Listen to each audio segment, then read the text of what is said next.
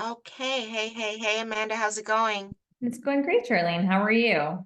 I am doing very well, thank you.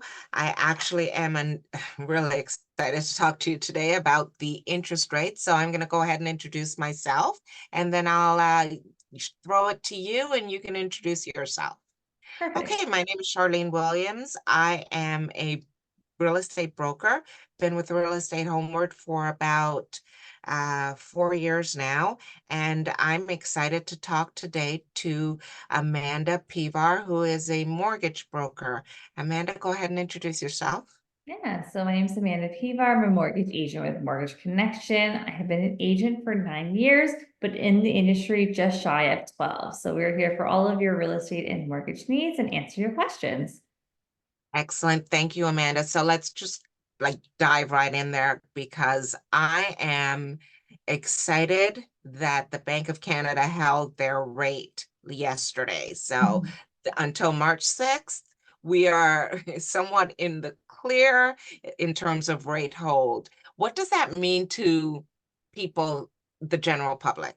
Yeah, so you were correct. Bank of Canada, to nobody's surprise, did nothing with rates yesterday. So that means that our variable prime lending rate is still sitting at 7.2%. So anyone with a variable can rest easy that for now, the time being, their payment's not going to go up. And also, something that we really heard in the meeting that we haven't heard in a long time was optimism that rates will actually start coming down eventually. The way the Bank of Canada kind of worded it is that the next 6 months are kind of going to stay the same, but they're expecting June when we'll start to see inflation slowly come down and then hit that 2% they want to see by about mid 2025.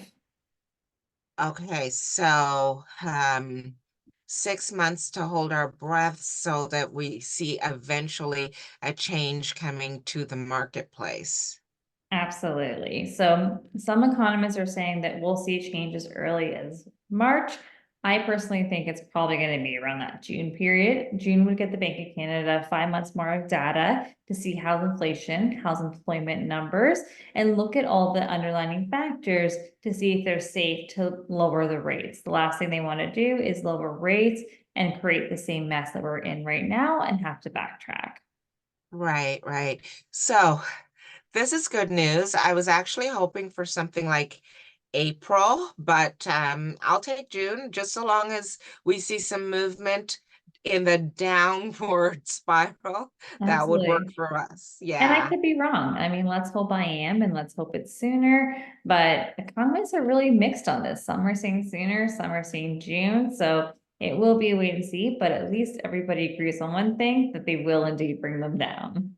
hmm I am going to a an event, and the chief economist for CIBC, Benjamin Tal, will be there. So I'm excited to hear what he thinks because as far as I know these economists, he's one of my very favorite, and I'm excited to know what he thinks. So I'm looking forward to that. That's coming up at the end of February. Yeah. That will be very interesting. I heard him speak in October, and he was saying June he would expect when Bank of Canada starts lowering the rates. So it'll be interesting to see. We can compare notes after if that's still his messaging or if he's changed it at all. Right.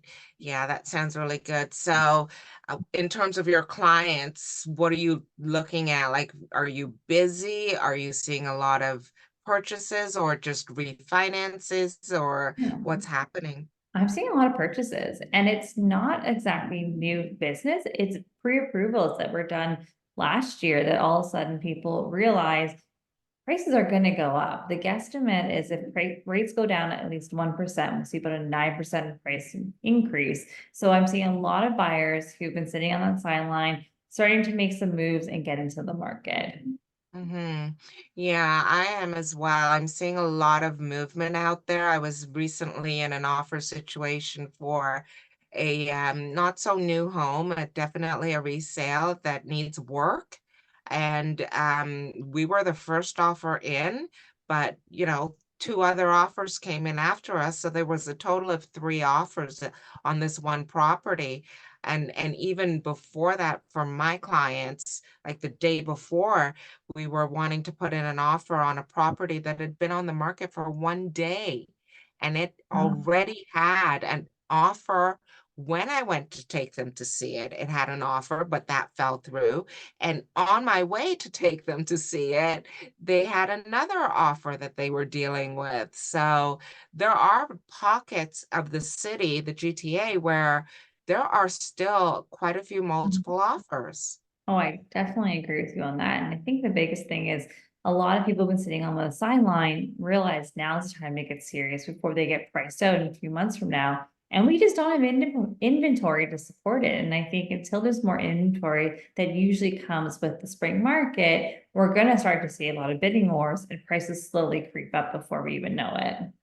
Right. And then again, it is in certain pockets because where I'm sitting now, like the pocket in Scarborough that I constantly look at, there are quite a few homes on the market, detached 3 bedrooms, 2 bathroom homes, like in the 135 amount range. So there are a lot of properties on the market. It's just finding, as a buyer, finding the property that's right for you. And even just getting out there, preview the properties. It's contact an agent. It's what we do. So don't feel like you're wasting our time. We have to go through these steps in order for you to realize what you want.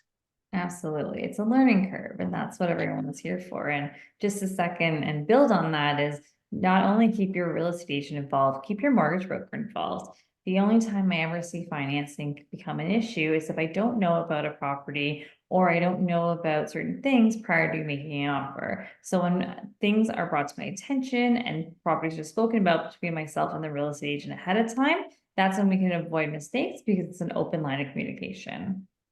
That's correct. Like communication is key, partnership is key. I deal with you. I do have other resources at my disposal. That's who I am. That's the agent that I am. But it's all to help my clients succeed in getting what they want.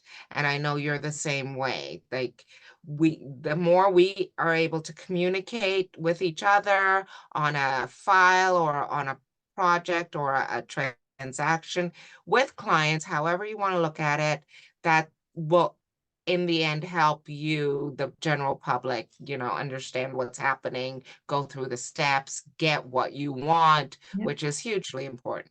Absolutely, and succeed in buying that dream property. Yes, exactly. Mhm. So, do you have anything else you want to tell me, Amanda?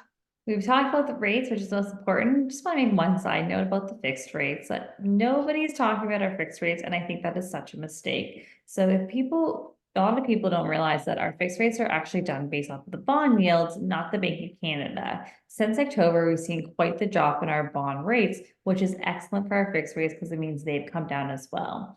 We're having a typical January. We're starting to see a bit of a flat line and in some days up and then some days back down. So rates have been moving quite frequently, but that's normal. To me, this is something I'm used to seeing pre-pandemic and during the pandemic, but an excellent time for people to get reapproved who were approved in the fall because they will get a better rate and a higher pre-approval at this time.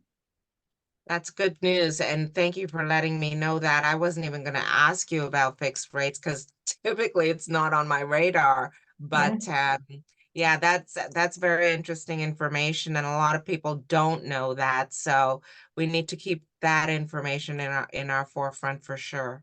Absolutely. It's something that more people should be talking about because the media only focuses on one thing and one thing only, and they're missing a complete other section that is very strong right now. Right. That's good information to have. Thank you so much, Amanda. And thank you for taking the time to talk to me. We're short, we're sweet, and we're here to help you. And you should probably give one of us a call or both of us. Absolutely. Thanks for having me on, Charlene. I'm looking forward to our next one. Great. So next one, next month. Thanks, Amanda. Thanks, Charlene.